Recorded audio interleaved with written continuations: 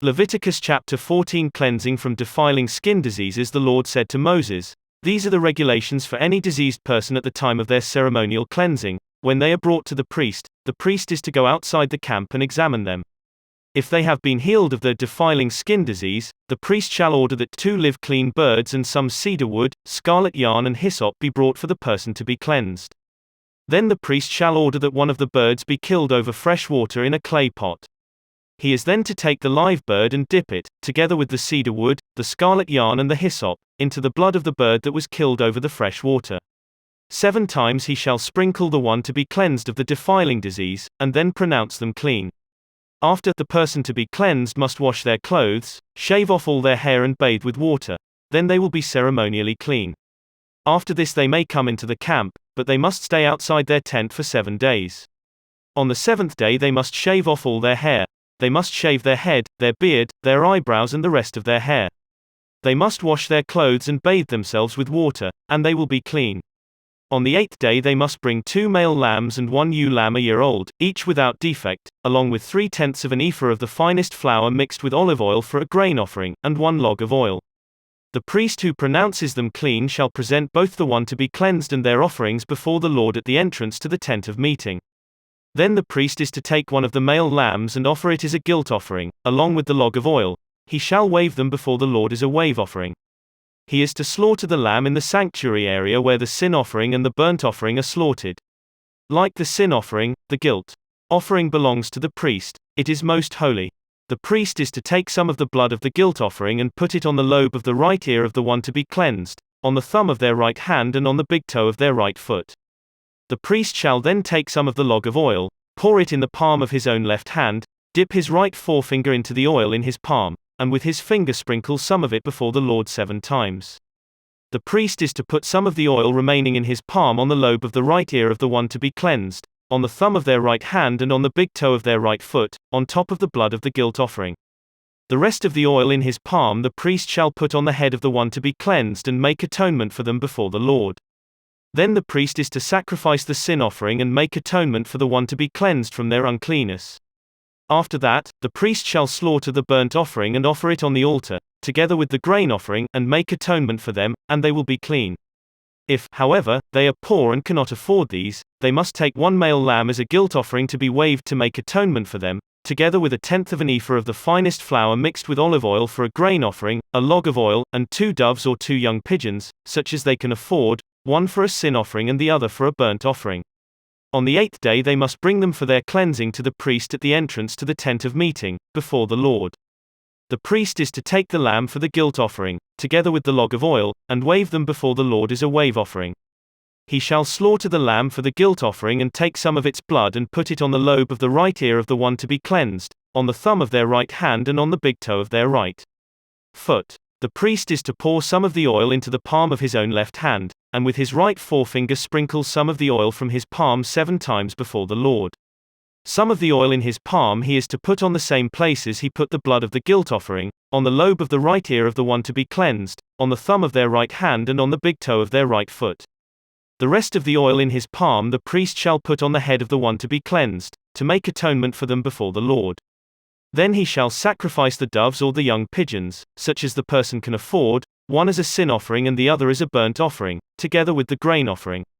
In this way the priest will make atonement before the Lord on behalf of the one to be cleansed. These are the regulations for anyone who has a defiling skin disease and who cannot afford the regular offerings for their cleansing. The Lord said to Moses and Aaron, "When you enter the land of Canaan, which I am giving you as your possession, and I put a spreading mold in a house in that land, the owner of the house must go and tell the priest, 'I have seen something that looks like a defiling mold in my house.' The priest is to order the house to be emptied before he goes in to examine the mold, so that nothing in the house will be pronounced unclean. After this the priest is to go in and inspect the house. He is to examine the mold on the walls, and if it has greenish or reddish depressions that appear to be deeper than the surface of the wall, the priest shall go out the doorway of the house and close it up for 7 days. On the 7th day the priest shall return to inspect the house. If the mold has spread on the walls, he is to order that the contaminated stones be torn out and thrown into an unclean place outside the town. He must have all the inside walls of the house scraped and the material that is scraped off dumped into an unclean place outside the town. Then they are to take other stones to replace these and take new clay and plaster the house. If the defiling mold reappears in the house after the stones have been torn out and the house scraped and plastered, the priest is to go and examine it, and, if the mold has spread in the house, it is a persistent defiling mold. The house is unclean. It must be torn down, its stones, timbers and all the plaster, and taken out of the town to an unclean place. Anyone who goes into the house while it is closed up will be unclean till evening. Anyone who sleeps or eats in the house must wash their clothes. But if the priest comes to examine it and the mold has not spread after the house has been plastered, he shall pronounce the house clean, because the defiling mold is gone. To purify the house he is to take 2 birds and some cedar wood, scarlet yarn and hyssop. He shall kill one of the birds over fresh water in a clay pot. Then he is to take the cedar wood, the hyssop, the scarlet yarn and the live bird, dip them into the blood of the dead bird and the fresh water, and sprinkle the house 7 times. He shall purify the house with the bird's blood, the fresh water, the live bird, the cedar wood, the hyssop and the scarlet yarn. Then he is to release the live bird in the open fields outside the town. In this way he will make atonement for the house, and it will be clean. These are the regulations for any defiling skin disease, for a sore, for defiling molds in fabric or in a house, and for a swelling, a rash or a shiny spot, to determine when something is clean or unclean. These are the regulations for defiling skin diseases and defiling molds. Mark chapter 6 verses 30 to 56. Jesus feeds the 5,000. The apostles gathered around Jesus and reported to him all they had done and taught. Then, because so many people were coming and going that they did not even have a chance to eat, he said to them, "Come with me by yourselves to a quiet place and get some rest." So they went away by themselves in a boat to a solitary place. But many who saw them leaving recognized him and ran on foot from all the towns and got there ahead of them. When Jesus landed and saw a large crowd, he had compassion on them, because they were like sheep without a shepherd. So he began teaching them many things.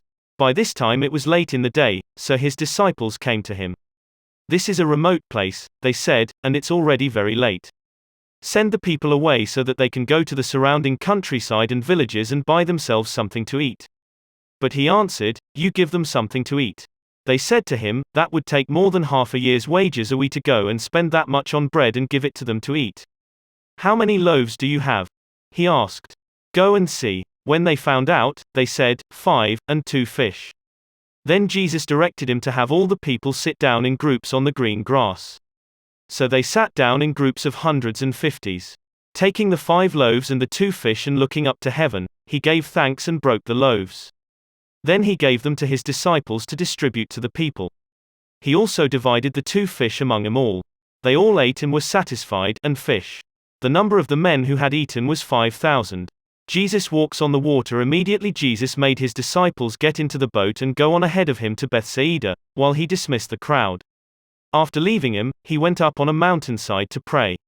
Later that night, the boat was in the middle of the lake, and he was alone on land.